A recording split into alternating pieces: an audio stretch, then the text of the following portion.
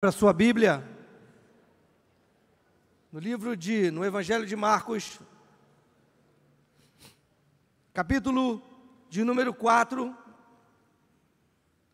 versículo 35 ao 41. Marcos, capítulo 4, versículo de número 35 ao 41. Você achou?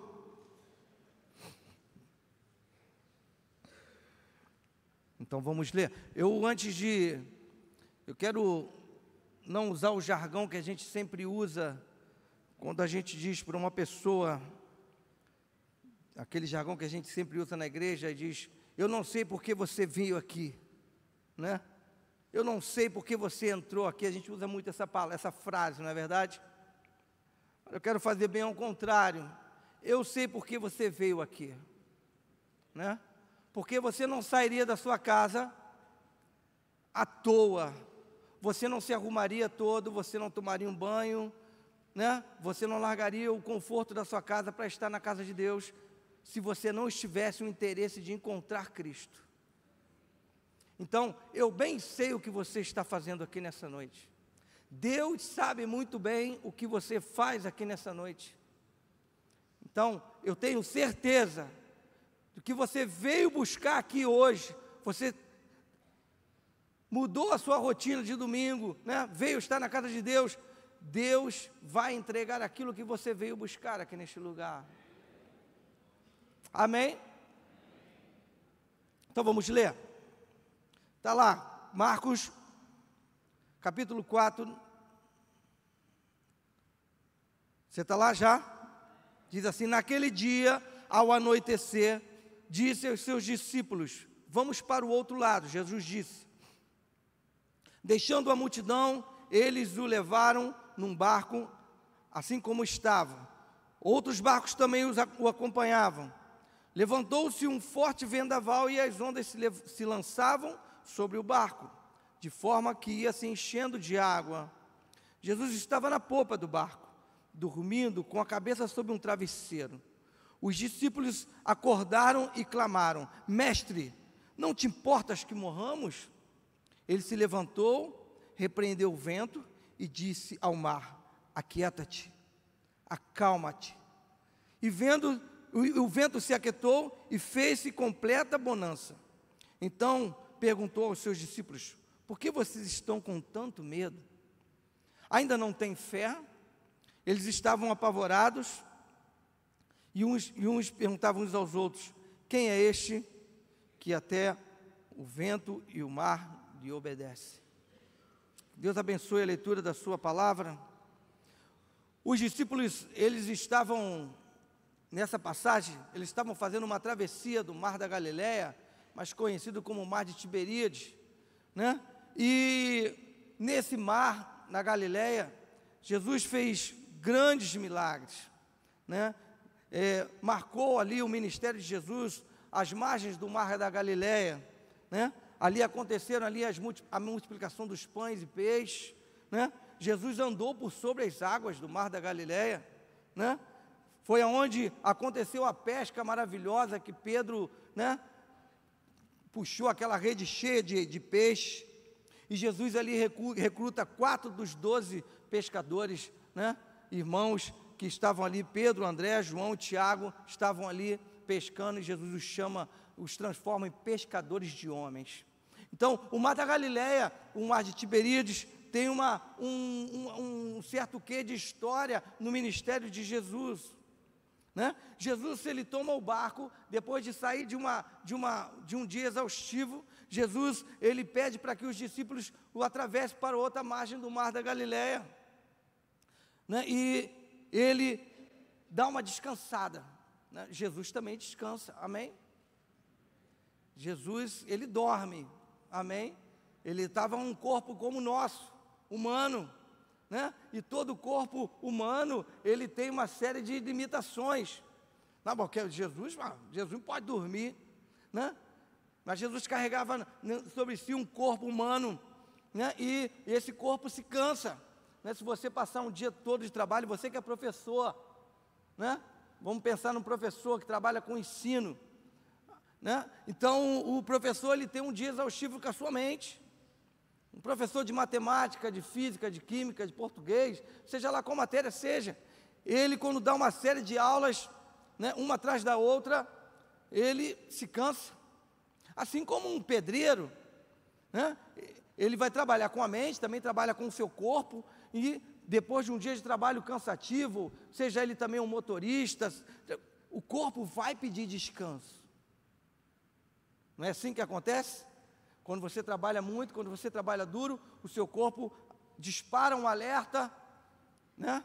E as suas pálpebras começam a ficar pesadas e você pede cama, né? Você vai dormir. E não foi diferente com Jesus. Jesus, depois de um dia de ensino, depois de um dia de trabalho, né, ele pede para os discípulos ir para o outro lado do mar da Galileia, num barco. E Jesus, olha, eu vou tirar um cochilo, cara. Vou tirar um descanso, vou esticar o esqueleto, né? Pegou aquele travesseiro com pele, com pena de ganso, jogou na cabeça e vou dormir, não me incomode, né? Jesus falou, partiu o sono, e aí deitou para o lado e dormiu pesado. Só que lá no Mar da Galileia aconteceu o Mar da Galileia ele tem as suas particularidades. Volta e meia ele fica entre uns vales e tem um vento lá sudoeste que acontece, que mexe com o mar, e volta e meia o mar estava revolto. E nesse dia não foi diferente. Eles foram surpreendidos por uma tempestade. E aí Jesus, quem tem sono pesado aí? Diz amém. Quando eu estou cansado, você está cansado, você dorme pesado, não é verdade? Não tem aquela coisa de... Quem ronca aí? Quem ouve o próprio ronco quando está cansado? Não é assim? Tem gente que está tão cansado que você ouve o teu próprio ronco. Tem um amigo nosso de ministério, eu vou aqui, se ele estiver me vendo pela internet, ele sabe. Nós estávamos num congresso de pastores, e no congresso passado, do ano passado, eu botei ele num quarto com mais 3 pastores, e os 3 pastores abandonaram ele. Aí tinha um pastor orando na beira da cama dele, de madrugada, e aí esse irmão levanta e fala, por que tu estás orando? Ele falou, estou orando pela sua mulher, para que Deus a sustente, porque eu não suporto mais você roncando. Eu estou há 2 dias sem dormir quase. Bateu um desespero tão grande que eles abandonaram o quarto, foram dormir até no corredor. Falaram, pastor, eu quero dormir no corredor, se possível, se não tiver quartos para mim, mas eu não suporto mais dormir com aquele irmão. E aí, esse ano ele reconheceu a sua falha no roncar. Ele falou, pastor, já fiz diversos tratamentos, mas eu não consigo, não fica bom, não sei o que acontece. E aí, esse ano ele falou assim, me bota num quarto sozinho. Falei, pô, será que você vai se suportar? Ouvindo o seu próprio ronco? Mas, quando a gente tem sono pesado, né? Algumas vezes eu tenho meu sono um pouco leve, mas quando eu estou muito cansado, a minha esposa pode me jogar no chão que eu não vou acordar. Entendeu? Ela tem um problema de sonambulismo. E mulher tem problemas assim, elas pensam o tempo todo. Então, quando vai dormir, elas não desligam como a gente desliga os homens. A gente aperta a caixa do nada, não vou pensar em nada, e dorme. A mulher não, ela está dormindo, mas ela está trabalhando. A cabeça dela está funcionando. Né? É diferente, Deus criou direitinho as coisas, né? Então, por isso que o ministério de Jesus só tinha mulheres acompanhando ele. Os homens não tinham pique para acompanhar Jesus. E aí, a minha esposa, por diversas vezes, eu já acordei no susto, porque de não rolar na cama, num sono pesado, e não achá-la mais. Eu já achei ela em diversos lugares da casa. Eu já achei ela dentro do guarda-roupa. E aí, o que eu fiz? Eu já me acostumei. Quem não a conhece, se assusta. A vez que eu encontrei ela dentro do guarda-roupa, de madrugada, eu sentei e ri, e deixei ela dormindo ali dentro. Eu vou ficar rindo e olhando para ela. E ela lá assim, ó, de olho aberto. Certa vez ela estava com meu filho no colo. Meu filho passou uma noite, na época pequeno, passou uma noite de muita febre e tal, já nariz congestionado, e ela pegou o Vitor, estava indo levar ele para o hospital, dormindo. E eu peguei ela na porta, e eu já prendi. E eu falo, volta. Aí ela... O mais engraçado de tudo foi quando eu casei com ela. Na primeira noite que nós dormimos juntos, na primeira noite, eu fiquei cabreiro com aquilo. Eu quase pedi o divórcio, a anulação do casamento.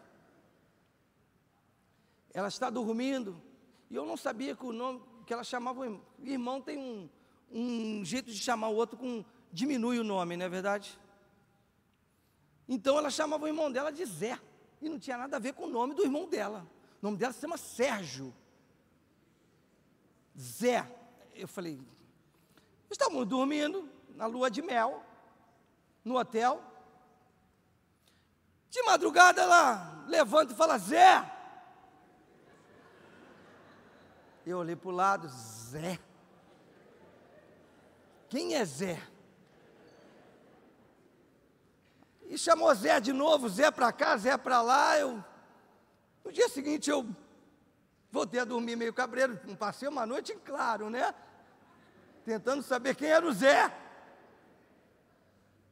No dia seguinte eu perguntei a ela, você sonhou com alguma coisa? Não. Você sabe quem é Zé? Aí ela, Zé? Ah, meu irmão Sérgio. Falei, pô, tu quase me matou do coração, quase que eu te deixei no hotel e fui embora. Porque você me chama Zé? Ela, porque eu estava muito cansada, e às vezes eu tenho uns sonhos e tal, e não, você se lembra do sonho? Não. Então, quando nós estamos muito cansados, ou nós temos reações assim, ou dormimos muito pesado, né? Assim Jesus estava no barco. Jesus não tinha um caso do sonambulismo, né? Como a minha mulher tem, né? A gente morava num apartamento que era muito alto, e eu já tinha visto o Zé, ela falou do Zé lá na lua de mel, eu falei, eu tenho que ficar ligado, que ela é sonâmbula, eu não sabia desse detalhe. Então, o nosso apartamento não tinha proteção, não tinha grade, era alto, mas não tinha proteção para fechar a saída das janelas. Eu dormi, eu amarrava a roupa dela no meu braço, porque se ela saísse com o meu sono pesado, ela tem que me arrastar, com medo dela pular do quarto andar. Porque eu tinha uma amiga que fez isso, ela pulou, ela achou que estava voando no sonho dela. Ela não morreu, ela quebrou um fêmur, ela caiu de uma altura do terceiro andar de um prédio. Ela achou que ela estava voando. Depois, toda arrebentada, eu perguntei a ela, a gente perguntou a ela, como é que você... Ah, eu achei que eu estava voando. E foi para a janela voar? Eu não sei, mas fui levada para as cordas do vizinho que apararam ela e ela amorteceu a queda dela. Então, quando nós estamos com sono pesado, passamos por isso. Jesus, ele dormiu pesadamente. Ele esqueceu da tempestade que estava acontecendo ali no mar da Galileia. E eu quero separar aqui e deixou os discípulos tomando conta do barco. Por quê? Jesus ele descansou. Porque ele estava rodeado de um grupo de discípulos que eram experimentados no barco, que conheciam bem do mar, que conheciam muito bem o mar da Galileia. que estavam acostumados a pescar às altas horas da noite, que iam para águas profundas. Então, quando você está com um profissional, né, você não vai entrar num avião comigo. Eu nunca pilotei um avião, só num videogame. Mas não me manda pilotar um Airbus. Eu vou subir, pastor Henrique sabe pilotar. Não vai não, que você vai cair, vai morrer comigo. Ninguém sobe num avião com quem não sabe pilotar um avião, né? Mas quando você tem um profissional que está ali, o comandante é um camarada que tem tantas horas de voo, já fez vários treinamentos, você vai subir no avião com aquele cara, mesmo não conhecendo ele. Não é assim que a gente faz? Quando você vai pular de paraquedas, você não vai pular com qualquer um, você vai pular com um profissional, porque tu sabe que aquele cara ali já pulou não sei quantas vezes. Então Jesus, eu creio assim pensando, né? Jesus ele descansou porque tinha profissionais ali. Pô, esses camaradas já conhecem esse mar de cabeça para baixo, então eu vou tirar um descanso aqui, enquanto esses caras me carregam para o outro lado, com tranquilidade, porque eles já conhecem o caminho, eles sabem das adversidades que podem vir a acontecer aqui no Mar da Galileia. Estão experimentados aqui. E eu destaquei alguns pontos para a gente poder aprender a lidar com as tempestades. Os discípulos estavam no meio de uma tempestade, e repare bem uma coisa, Jesus estava ali no meio da tempestade, junto com eles, no mesmo barco. Jesus não ficou lá do outro lado como da outra vez e veio andando por sobre o mar. Jesus decidiu entrar no barco com eles. A primeira coisa interessante que nós podemos destacar aqui, que a tempestade alcançou os discípulos mesmo com Jesus estando no barco. Uma coisa que a gente tem que aprender e crescer com isso, né? Isso é para o nosso crescimento. Nós achamos que nós não estamos sujeitos a algumas intempéries da vida, algumas tempestades da vida, porque somos crentes. Quantos crentes você conhece aí que já foi atingido de bala perdida? Muita gente já é crente e morreu. Quantos crentes são atropelados? Quantos crentes são assaltados?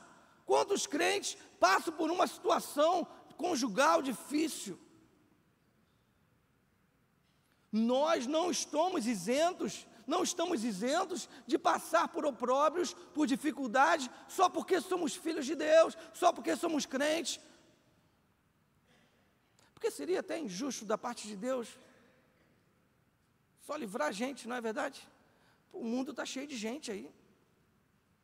Então, nós servimos a Deus, somos filhos de Deus, mas não estamos imunes às tempestades da vida, porque nós estamos neste mundo. Neste mundo. Você não está isento de um diagnóstico difícil, né? Ontem foi muito bom o que a gente fez aqui com a terceira idade. Nós estávamos fazendo algumas dinâmicas com eles, algumas oficinas que foram muito boas. E eu estava com uma oficina com eles, a minha oficina chamava papoterapia. Eles podiam falar o que eles quisessem, falar o que quisessem, demonstrar sentimentos e tal. E aí eu estava com uma irmã, e ela falando da luta dela com o câncer, e ela falava com tanto entusiasmo, que ela me inflamou, né? Mesmo ainda com os cabelos curtos, né? Da quimioterapia, ela falava com fé, de que Deus, mesmo com as dificuldades dela, e ela encontrou dentro da própria casa de Deus, barreiras. Pessoas achavam que até ela contaminava alguém. Olha que ignorância nossa. Olha que ignorância nossa. De uma pessoa perguntar a ela: irmã, você cortou o cabelo por quê? Por que você raspou a cabeça? E ela Eu falei assim, a senhora podia responder o seguinte: porque eu não quero mais fazer prancha. Acabou, chega de progressiva, né? Então eu preferi ficar careca, né? Então, não estou mais a fim de dar dinheiro para o cabeleireiro. Nós, muitas das vezes, não entendemos o que a pessoa está passando e fazemos perguntas, desculpe a expressão, idiotas. E vemos ali o sofrimento, ao invés da gente abraçar, mas ela não está imune a ter um câncer. Então Deus, Ele permite que isso aconteça conosco, para que o nome dEle seja glorificado, assim como foi glorificado na vida dessa irmã. Né? Então, eu abri um púlpito lá, para eles falarem aí ela falou sobre isso, que eles podiam expressar o sentimento, tipo, eles dançavam lá, eles botei uma musiquinha, eles iam dançando, e aí eu falava, vou falar algumas pessoas aqui, e você vai expressar o seu sentimento, ao encontrar elas, no seu rosto. E aí eu falava, aí você encontrou o bispo, aí, bispo! Aí você encontrou aquela tua vizinha chata. Tudo bem?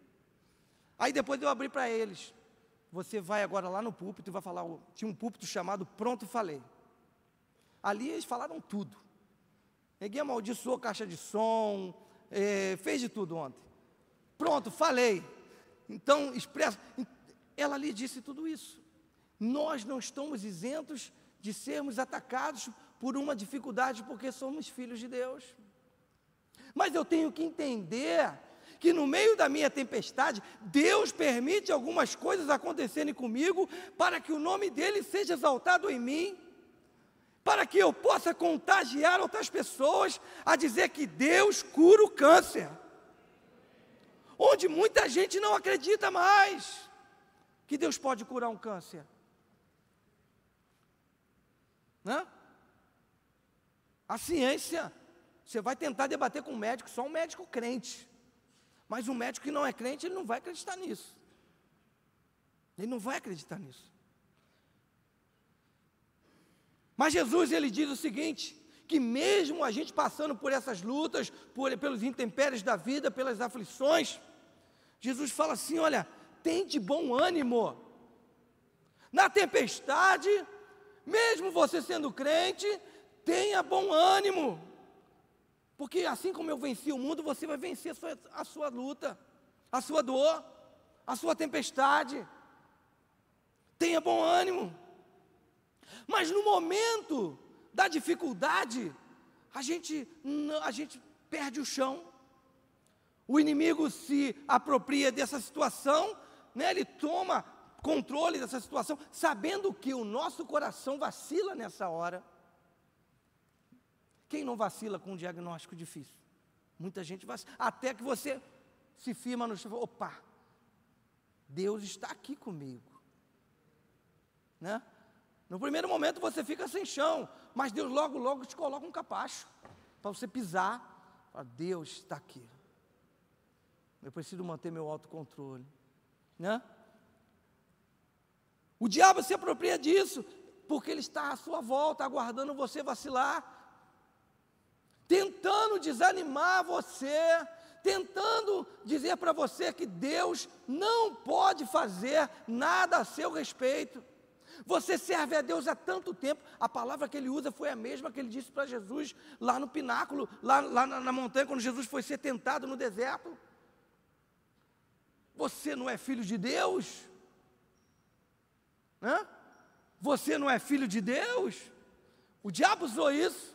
A mesma coisa o diabo usa para cada um de nós, quando nós estamos passando por aflições. Você não é filho de Deus, porque você se separou da sua mulher. Você não é filho de Deus, porque o seu filho está na droga.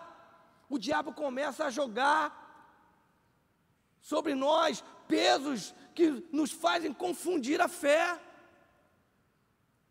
E se nós não estivermos firmados em Deus, não entendermos que Deus, Ele nos avisou que as aflições viriam, mas Ele me falou para eu ter bom ânimo, que isso ia passar, que todo sofrimento tem um prazo de validade, ele começa e termina. Eu não vou ficar por muito tempo, assim como Jó. Jó sofreu, eu não queria estar na pele de Jó, não dá para comparar Jó. Jó é o concurso, entendeu? Não dá, não tem comparação ao sofrimento de Jó, de perder todo mundo, de sofrer a doença que ele estava sofrendo lá. E Jó, a Bíblia fala que em nenhum momento ele atribuiu coisa alguma a Deus. Porque quando nós estamos na tempestade, o diabo vem com isso, e a gente pega a carona do diabo e começa a falar, realmente, poxa, Deus, por quê? Primeira coisa que a gente faz, por que Deus isso está acontecendo comigo? Por quê?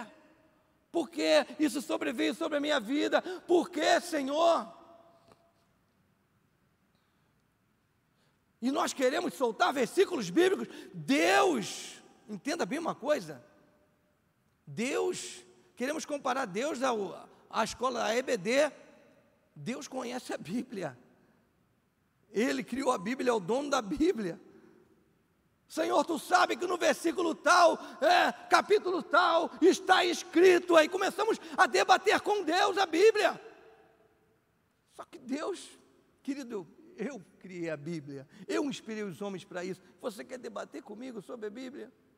Perguntamos para Deus, em cima de uma infundida do diabo.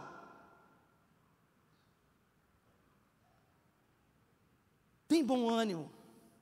Sou filho de Deus, tenho bom ânimo. Eu sei que vai passar. Eu sei que nada pode me separar de Deus, a não ser que eu queira isso.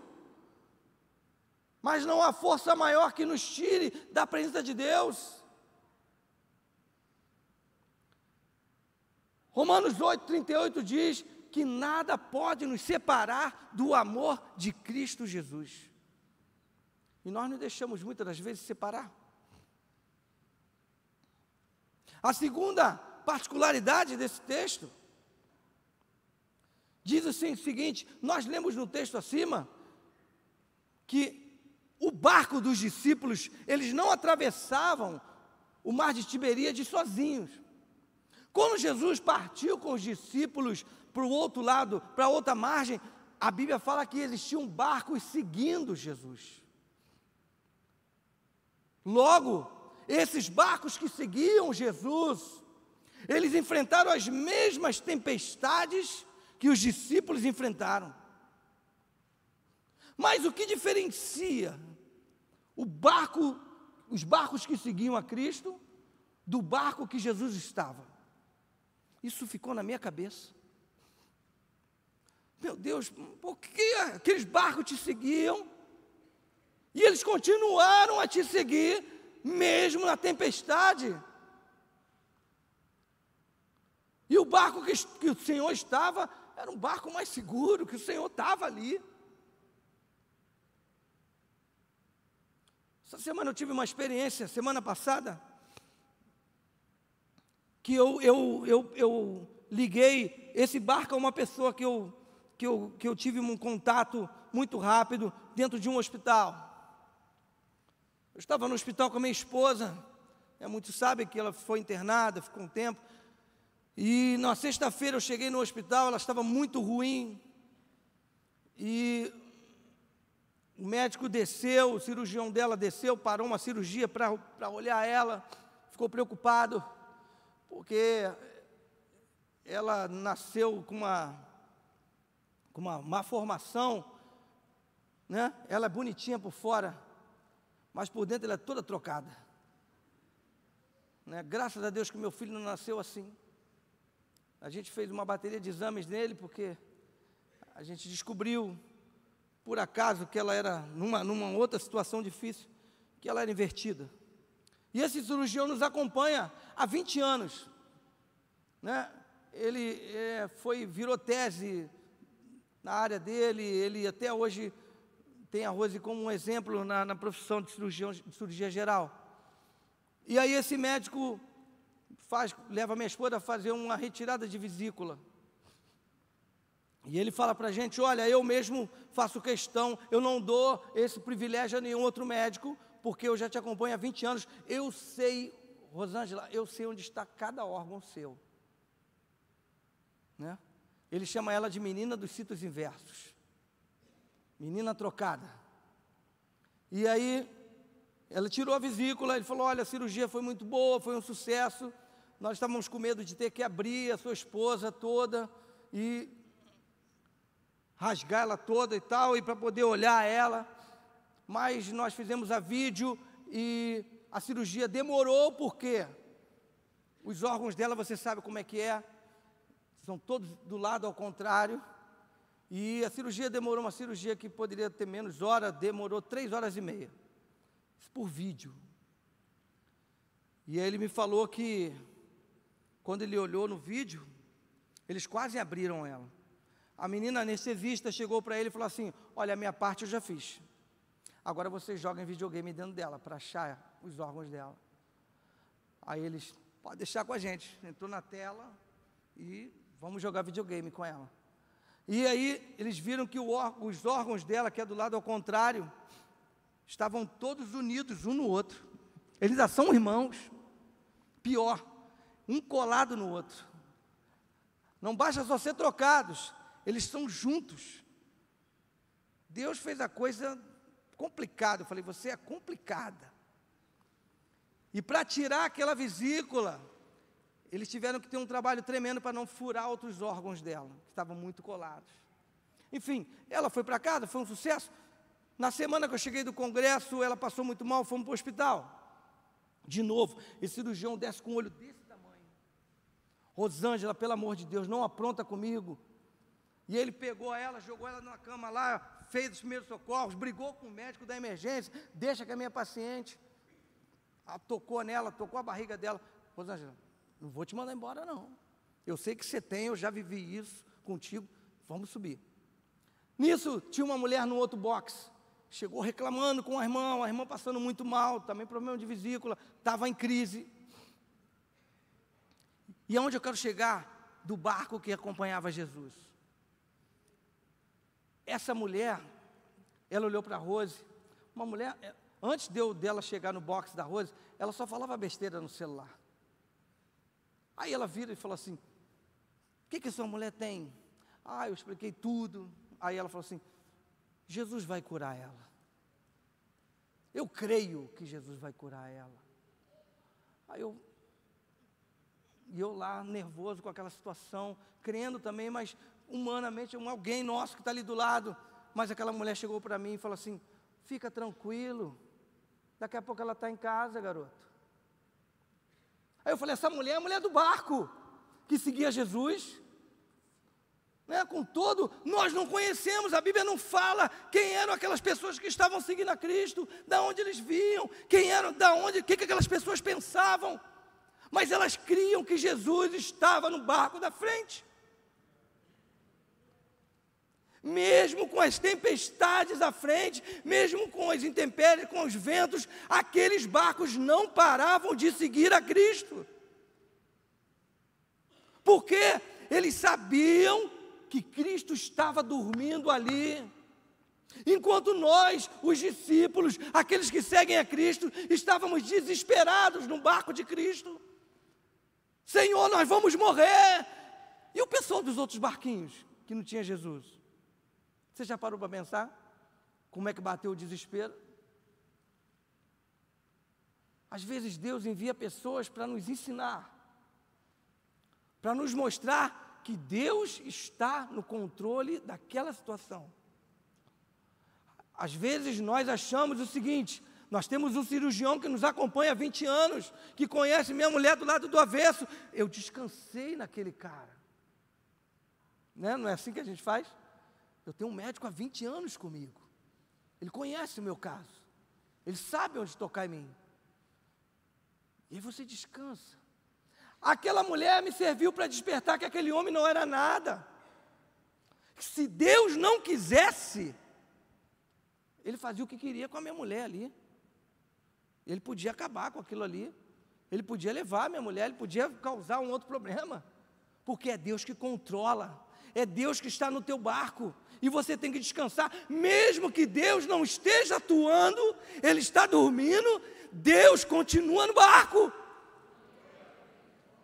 Às vezes você fala assim, Deus, o Senhor não me responde, porque eu fiz diversas orações ali do lado dela, mas Jesus estava ali do barco, quietinho, dormindo, e eu não atentei para isso. Precisou alguém vir lá do boxe. Jesus vai curar ela. Fica tranquilo. Amanhã ela vai para casa. E isso aí é coisa boba. Falou assim mesmo para mim.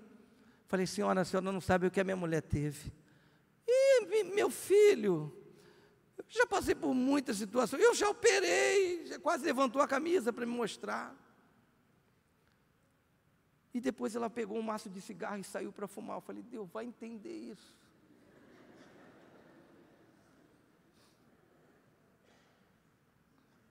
Sabe por quê? Porque quando nós estamos na tempestade, assim como os discípulos estavam, eles acharam que Jesus não estava de olho no que estava acontecendo. O que Jesus queria que eles fizessem? Que eles confiassem. Confia. Creia. Eu estou aqui. Mesmo que eu não esteja atuando, eu estou aqui. Mesmo que a situação esteja diversa, eu ainda estou aqui. Porque quando nós passamos, Senhor, eu tive a atitude do discípulo, Senhor, você quer que eu morra? Né? Jesus levanta do barco e fala assim, manda aquela mulher com um maço de cigarro, fala, aquieta-te, acalma o teu coração, eu vou fazer esse mar parar, né? Eu vou fazer esse mar parar, não vai ser com antibiótico, não vai ser com plasio, não vai ser nada disso, eu vou fazer, porque eu criei ela assim. Deus te criou de uma forma e Ele sabe como trabalhar contigo. Então, ao invés de você se desesperar, se descabelar, puxar o cabelo, achar que Deus não está contigo, olhe os barcos de trás e vê como eles se comportam. Porque o mundo, ele espera uma atitude nossa, né? Como crente, não é assim? A Bíblia fala que o mundo espera a manifestação dos filhos de Deus. Mas às vezes, para Deus nos alertar e falar que está conosco, Ele precisa mandar alguém. E eu tive fé e entendi que era Deus falando com aquela mulher. E falando, eu estou contigo, eu estou com ela. Entendeu? Daqui a pouco ela vai, pega um maço de cigarro, vou fumar. Fica em paz, tá? Deus, você fez as coisas loucas para confundir as sábias. Por favor, me ajuda a entender isso. Nós não queremos entender. Nós achamos que as coisas de Deus é um formato e ali, pum, pum, acabou, é certinho. Mas Deus veio mudar as coisas para confundir. Eu esperaria um crente com uma Bíblia? Olha, Deus mandou lhe dizer. Aí eu acreditar, é crente. O cara veio da nova vida. Hã? Deus manda um varão lá, uma varoa. Mas Deus mandou um cara, uma senhora, com um maço de cigarro na mão. Porque é o que tinha ali para mim. É o que tinha para Deus falar comigo. Em outros casos, foi a mula que Deus usou ali. Henrique, será o quê? O que você quer que eu faça? Que eu me materialize aí e fale para você que eu estou na situação? Já que você não acredita, vou mandar alguém muito louco para dizer para você. Eu não sei não quem era a marca do cigarro dela. Só sei que ela pegou, tirou o cigarro, vou fumar, que eu não posso fumar aqui dentro. Eu falei, Deus abençoe a senhora. Obrigado. Obrigado, Deus. Essa mulher veio de ti mesmo. Ainda fiquei perguntando. E a irmã dela, xingando o médico, que estava com muita dor. A irmã dela chega para mim, pior, vem um outro barquinho e fala para mim assim: olha, eu estou morrendo de dor, mas fala para tua mulher que Deus vai curar ela, vai dar tudo certo. Falei para a mulher: senhora, a senhora está numa crise de vesícula também, olha, fique em paz. Falei: meu Deus do céu, Deus usa no meio da tempestade alguém que você não espera. Então, às vezes a gente se fecha para algumas coisas, mas então se mantém aberto. Quando Deus mandou aquelas duas mulheres malucas para mim, eu comecei a pensar: Deus está aqui. E eu falei para Rose, olha só, Deus está no controle. Você não viu essa mulher falar? Eu ouvi, mas eu estou morrendo de dor.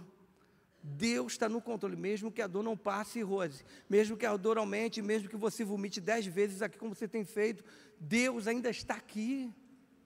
Porque se essa mulher com um maço de cigarro chega para mim e fala que Deus vai te curar, eu criei. O médico, que eu tinha tanta convicção, tanta certeza que ele poderia me ajudar, o médico arregalou o olho. Aí Deus me manda uma mulher doida, com batom vermelho, que dói, uma senhora, com tamancão. Eu falei: que mulher perua. Mas Deus mandou uma mulher para falar para mim: Henrique, acalma-te. E eu sabia que Deus estava no controle. Então, quando nós estamos numa situação de desespero, nós, como fazemos como os discípulos, esquecemos que Jesus está dormindo no barco, cara. Está dormindo no barco. E se Deus, Ele te mandar, Ele mandar enviar alguém para você, receba a palavra dessa pessoa. Porque é Deus que está falando. Ah, mas esse irmão é espírita. Problema, Deus está usando esse cara para você, cara. Não tem crente perto, gente. Não tem crente. Deus precisa falar contigo de alguma forma. Não tinha profeta para mandar lá para Balaão. Deus mandou a mula dele. Fala com esse cara aí. Tem ninguém usa mula. Então,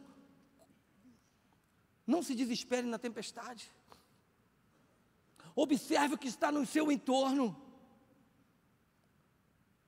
Usa, eu parado ali, eu passei: Senhor, me ajuda a usar a minha inteligência emocional, me ajuda a pensar nas coisas que o Senhor já fez por mim, no meio das tempestades. Nós esquecemos muitas das vezes as tempestades que nós já vencemos, quando nós estamos vivenciando uma na atualidade. Nós esquecemos de como Deus foi exaltado na nossa vida. Não é assim? Nós temos a memória muito fraca para ver os milagres de Deus nas nossas vidas. Porque nós sabemos que nenhuma tempestade vai ser igual a outra. Sempre vai vir com uma intensidade maior. Por que Deus faz isso? Porque Deus quer criar casca na gente. Deus quer criar couraça na gente. Assim como aquela irmã com câncer que falou comigo aqui, ela não tem mais câncer, desculpa. Ela falou para a gente: olha, eu não tenho mais câncer. Eu estou curada. O INCA pode achar que eu ainda tenho. Eu tenho que fazer o tratamentozinho lá de 5 anos, porque o INCA é um protocolo do próprio INCA. Mas eu creio que o meu Deus me curou. Porque eu sei que Jesus está no barco. Porque, gente, nas maiores lutas das nossas vidas, Deus, Ele se cala. Já notou isso? Você ora, e você não vê nenhuma resposta, não é assim? Deus está lá no travesseiro. Oh, meu filho, descansa em mim. E a gente lá desesperado, puxando os cabelos, e Deus está lá no travesseiro com pele de ganso, com pena de ganso. Oh, que sono bom, esse cara não descansa em mim, vai se dar mal. Não procuramos a Bíblia, não procuramos a oração, não procuramos uma palavra, não procuramos nada, não vamos à igreja. Assim que a gente tem que se portar diante da situação. Os discípulos, mesmo conhecendo muito bem, não adiantou, porque quando a maré vem, quando a tempestade vem, não adianta você conhecer muito das marés, não adianta você conhecer muito das coisas. A sua tempestade nunca mais vai ser a mesma, vai vir sempre com uma intensidade maior. O desespero, ele é um fator mais forte que o diabo pode usar na gente, porque o desespero nos desestabiliza, tira o nosso poder de concentração, rouba a nossa fé. A gente não consegue acreditar em nada, né?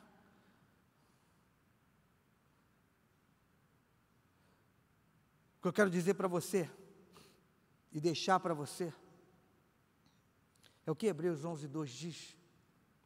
Ora, a fé, eu creio que aqueles barquinhos que estavam atrás, eles tinham esse sentimento, porque eles viram o que Jesus fez do outro lado da margem, e eles queriam ver mais.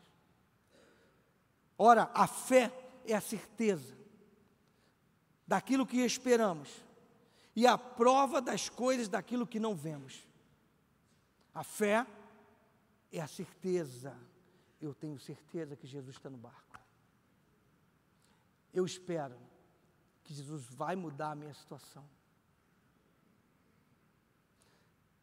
Essa era a certeza daqueles barcos que seguiam os discípulos. Mesmo os discípulos batendo em desespero naquele lugar.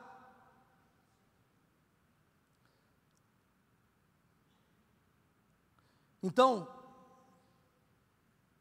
quando bater a tempestade em você, antes de você se desestabilizar, peça a Deus para enviar alguém, para orar, você ore, para que Deus possa ter o controle do barco da tua vida, né?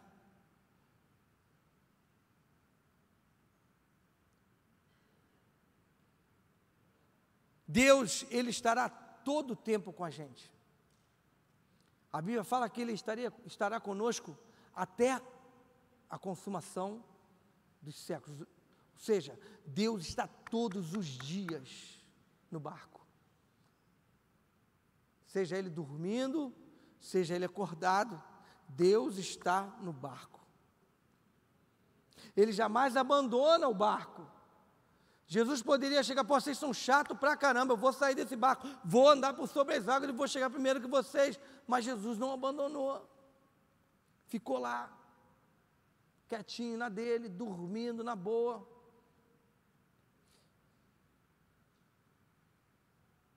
E Jesus diz a você, que está vivendo uma tempestade hoje, diz assim, acalma-te,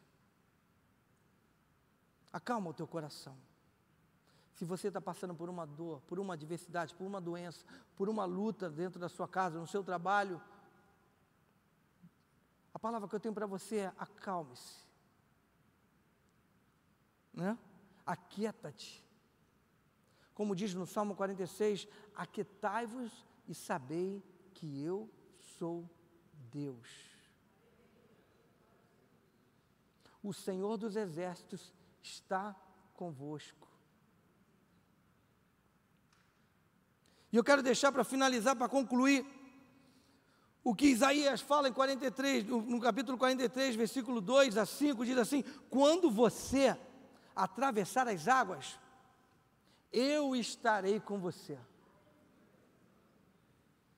E quando você atravessar os rios, eles não te encobrirão, não te submergirão. Quando você andar através do fogo, olha quanta tempestade que Deus coloca aí.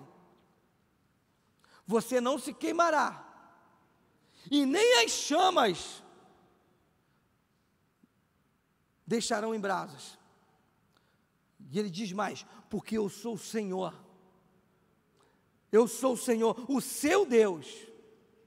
No momento do desespero nós não pensamos nisso, mas Deus continua dizendo para a gente: eu sou o seu Deus, o Santo de Israel, o seu Salvador. Eu dou o Egito como resgate por você, e a Etiópia e Sebar em troca de você, visto que você é precioso e honrado à minha vista, porque eu o amo, e darei homens em seu lugar, e nações em troca da sua vida. Olha como é que você é importante para Deus. Não tenha medo, diz para finalizar, pois eu estou com você. Deus está com você na crise conjugal, Deus está com você no hospital, Deus está com você em todas as situações da sua vida. Creia que Deus está agora contigo. Agora contigo. Tome posse disso. Ele está no barco. Vou ficar em pé. Ele está no barco. Queria chamar os músicos rapidamente, por favor. Ele está no barco. A tempestade está lá fora, mas Jesus ainda está ali no barco. Ele não abandonou o barco. Eu posso abandonar o barco, ir embora e deixar Jesus no barco. Você pode fazer isso no momento de desespero, mas Jesus ainda está no barco e Ele vai continuar no barco, para não deixar ele virar.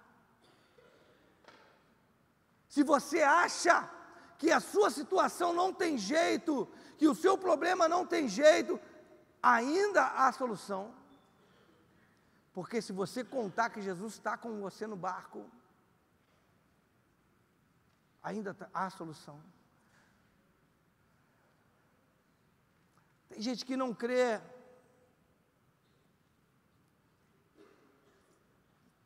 Devido a muitas situações, ou a muita decepção que teve na vida cristã, enterrou assim a sua fé. Mas eu quero nessa noite, se você se sente assim, eu quero te encorajar a crer de novo, a acreditar que Deus pode fazer, como fez contigo outras vezes. Eu quero que você traga à tua memória, como diz a Bíblia, aquilo que ainda pode trazer esperança a você. O que é isso, pastor?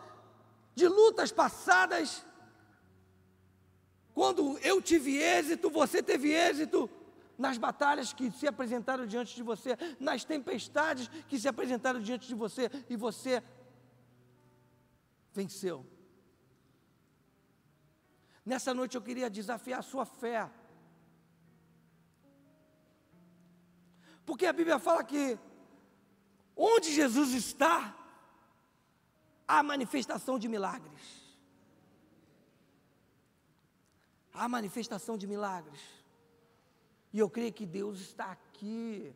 Eu sei que você crê também.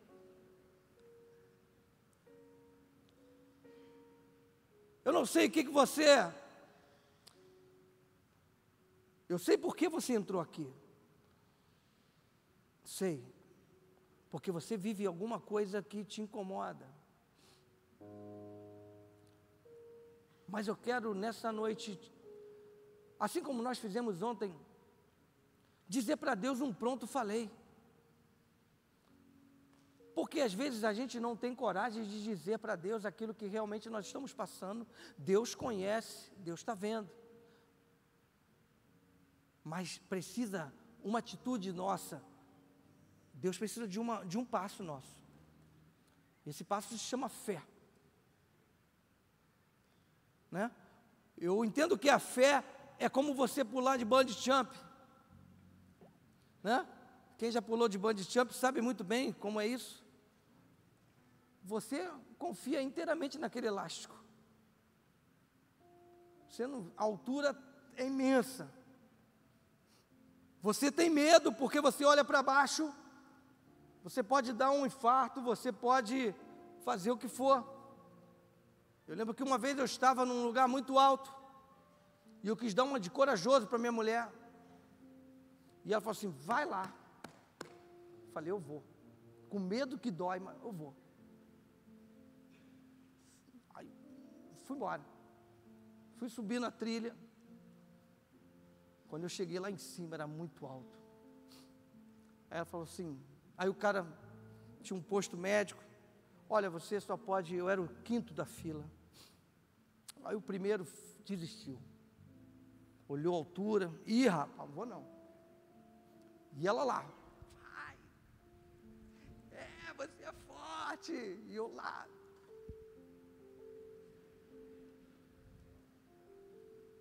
Enfim, os outros 4 saíram da frente também. Só restou o bobão lá. E meu filho lá. Pai! Quando eu cheguei na ponta do negócio assim, o cara mediu minha pressão, viu tudo. Você tem problema cardíaco? Fiz aquela pergunta toda. Me botou equipamento de segurança. Tá lindo! Eu olhei para baixo. Deus, o que eu vim fazer aqui? Só para mostrar para minha mulher que eu posso fazer isso. A minha vontade foi desistir, mas a outra vontade dizia, vai e mostra para sua mulher e para o seu filho que você pode fazer. A fé é assim. E eu olhei naquele elástico. Deus, será que eu posso confiar nesse elástico? A fé é isso. E eu pulei. Eu pedi ao cara, pelo amor de Deus, eu posso te pedir um favor? Pode. Você pode me empurrar? Porque eu saltando por livre e espontânea vontade, eu acho que não vai rolar. Me dá um empurrão. Eu quero, pô, prazer. Cara, eu fui. Nos primeiros segundos daquele salto, eu já estava no meio dele já, eu falei, não dá mais para voltar, Deus, não dá. Parecia uma eternidade naquele lugar, não acabava. Aí eu falei assim, já que eu estou no veneno, eu vou abrir os olhos, para eu poder ver realmente o que eu estou fazendo. Eu abri os olhos, gente, foi a vista mais linda que eu vi do lugar. Você via toda a praia, e eu curti, depois eu abri o braço, fiz um cara de ali. E aí minha mulher, isso aí, amor. E tinha uma piscina lá embaixo, eu falei, meu Deus, eu vou me esborrachar naquele lugar, mas eu vou lá. Mas a fé é isso. Você só prova do milagre de Deus se você pular. Se você acreditar. Enquanto você não acredita, você fica só na vontade. Mas experimenta, chega lá, fecha o olho e pula. Depois você experimenta abrir o olho. O que você está ganhando com aquilo? A fé é pular no vazio. Está vazio, mas a mão de Deus está lá. Eu vejo vazio, você vê vazio. Você vê dor, mas a mão de Deus está ali te segurando. Foi o que eu pensei naquela hora ali. Deus está aqui. Eu pulei, eu usufruí disso aqui. É assim, a fé é pular sem ter certeza. Sem ter certeza de que, eu tenho certeza que, ter certeza, melhor dizendo, ter certeza de que Deus está ali. Meus olhos não veem, mas Ele está ali. Então eu te convido nessa noite a pular desse pináculo aí, desse penhasco que é a tua vida. Que muitas das vezes você não tem coragem de pular, não tem coragem de tomar uma posição, não tem coragem de crer e saber que Deus está no controle da tua vida, e Ele sempre esteve no controle. Queria que você fechasse seus olhos. Nós vamos cantar uma música, eu não vou fazer um apelo aqui, não vou fazer um pedido a você. Mas eu queria que quando nós cantássemos essa música, eu queria cantar aquela música, Seguro Estou nos Braços. E eu queria que você cantasse essa música crendo que realmente a mão de Deus está ali. Que realmente você está seguro nos braços de Deus. Que você não está solto ao vento. Existe alguém cuidando de você e esse alguém é Deus. mesmo que a situação não diga a mesma coisa, mas a minha fé, a sua fé, diz que Deus está ali, está no barco. Amém? Vamos orar, vamos cantar essa música. Pense nisso. Seguro, seguro estou nos braços. Cante com fé. Ele que nunca me deixou. Orienta la basura e proviano bianto. O teu amor perfeito sempre esteve. Seu amor perfeito sempre esteve. Oh, Senhor, repousando em mim. Ele sempre esteve em mim. E se eu passar, e se eu passar pelo vale, eu acharei conforto. Aquieta-te, acalma-te, pois eu sei que és aquele que me guarda. me guarda Me guarda em teus braços. Em teus braços é o meu descanso. Oh, Senhor, tu estás no meu barco. Em teus braços é o meu descanso. Mesmo que o Senhor não fale, o Senhor está no meu barco. Em teus braços é o meu Mesmo que não haja descanso. uma expressão, o Senhor está no meu barco. Em teus braços é Aleluia. o meu descanso. Mais uma vez, seguro estou. Se sinta seguro. Seguro estou nos braços daquele que nunca me Ele nunca me deixou. Ele nunca te abandonou. O teu amor perfeito Seu amor perfeito sempre esteve. Eu Eu não percebia, em mim. mas Ele sempre esteve. Aleluia. E se eu passar, Se eu passar pelo vale, eu acharei descanso. eu acharei conforto. Eu acharei. Em teu amor. Pois tu és, Senhor, Pois eu sei que és aquele que me guarda. tu me guardas Me guarda. a minha entrada e a minha saída. Em teus braços é o meu descanso. Oh, eu descanso em ti. Eu recebo o meu descanso. Eu recebo. Descanso. Oh, Senhor, Em teus braços é o meu descanso. em teus braços. Em teus braços é o meu descanso.